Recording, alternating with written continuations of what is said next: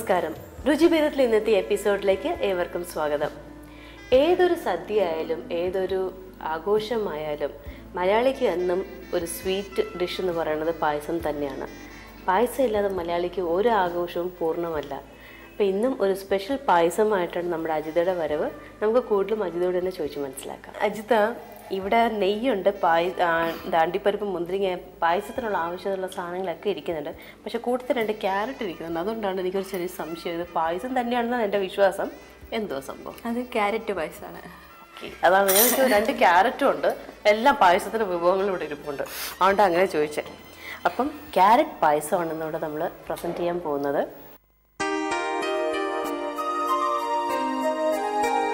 2 നല്ല ആരോഗ്യമുള്ള ക്യാരറ്റ് തന്നെയാണ്. 1 ലിറ്റർ പാല്, ചവ്വരി വേവിച്ച് വെച്ചേക്കണം, കണ്ടൻസ് മിൽക്ക്, നെയ്യ്, അണ്ടിപ്പരിപ്പ്, മുന്തിരിങ്ങ, പഞ്ചസാര, വെള്ളം. ഇത്രയാണ് അത്യാവശ്യമായിട്ടുള്ള ഇൻഗ്രീഡിയൻസ്. ഇത്രയല്ലേ ഉള്ളൂ? ഇത്ര ഉള്ളൂ. അപ്പോൾ ഇനി നമുക്ക് തുടങ്ങാം. ആദ്യം പാല് തിളപ്പിക്കാം. പാല് കാച്ചി തുടങ്ങാം അല്ലേ? ഇങ്ങനെ വെക്കട്ടെ. പാല് തിളക്കുമ്പോഴത്തേക്ക് നമുക്ക് ക്യാരറ്റ് ചിരണ്ടി എടുക്കാം. ഇതിപ്പോൾ തോല് കളഞ്ഞതിൻ്റെ വേണ്ടത്തെ ഇതൊക്കെ കളഞ്ഞിട്ട് വെച്ചിരിക്കുക.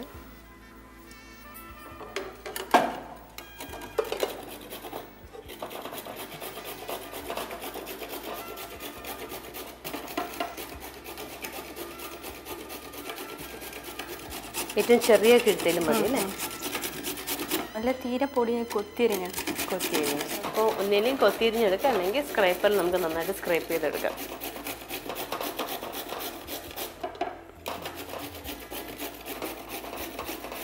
ഇപ്പോൾ ഇവിടുത്തെ പല കല്യാണങ്ങൾക്ക് നമുക്ക് കാണാം ക്യാരറ്റ് പായസം, ചുക്ക് പായസം, ഇങ്ങനെ വെറൈറ്റി പായസമൊക്കെ ഇറങ്ങി തുടങ്ങിയിട്ടുണ്ട്.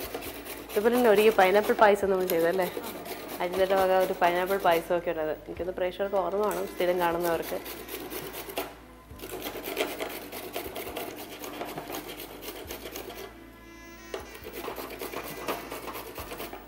അപ്പോൾ നമ്മളിവിടെ ക്യാരറ്റ് ചുരണ്ടി കഴിഞ്ഞു. പാലും തിളച്ച് ഇങ്ങനെ പൊന്തി വരുന്നുണ്ട്.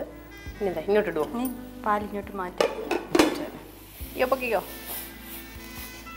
ഓക്കെ, ഇനി ഇതിൽ അണ്ടിപ്പരിപ്പ് കിസ്മിസ് കൂടെ വറുത്തെടുക്കാം. നെയ്യിലാവുമല്ലോ. എത്ര സ്പൂൺ? ഒരു 4 സ്പൂൺ നെയ്യ്. 4 സ്പൂൺ നെയ്യ് കാര്യമായിട്ട് തന്നെ അപ്പോൾ അല്ലേ? നെയ്യ് മൊത്തം എടുക്കാമല്ലേ? അത്രയല്ലേ ഉള്ളൂ. Correct 4 spoon.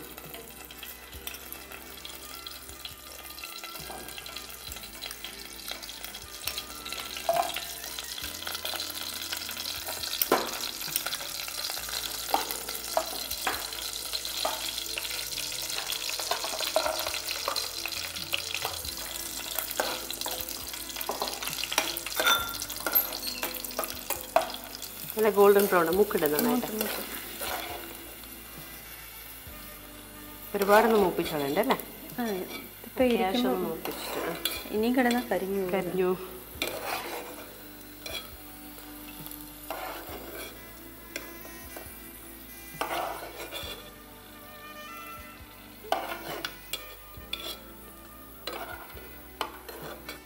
അപ്പോൾ ആ ജോലി കഴിഞ്ഞു. അണ്ടിപ്പരിപ്പ് മുന്തിരിങ്ങ വറുത്ത് വെച്ചു. ഈ നെയ്യിലേക്ക് ഈ ക്യാരറ്റ്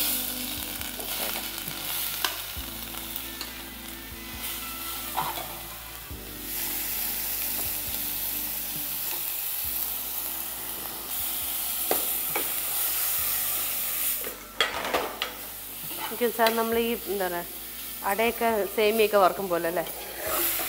നന്നായിട്ട് വഴറ്റിയത്. അതിന് ഗാജറ ഹൽവയൊക്കെ ഉണ്ടാക്കുന്നതിൻ്റെ ഒരു അതിൻ്റെ ഒരു ക്രേവിങ് ഉണ്ട്. എനിക്ക് പറഞ്ഞാൽ റെസിപ്പിയൊക്കെ ഏകദേശം ഒരുപോലെ. ചവോരിയും കണ്ടൻസ് മിൽക്ക് മാത്രമേ ഉള്ളൂ അല്ലേ ഈ ഹൽവയിൽ നിന്ന് എന്ന് പറയാം.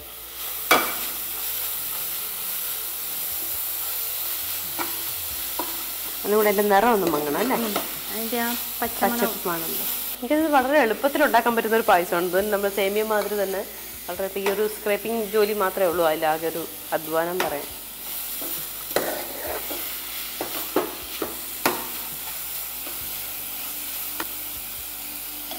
ഇനി ഇതിലേക്ക് പകുതി പാൽ ഒഴിക്കാം, ഇതൊന്ന് വേവിച്ചെടുക്കാൻ.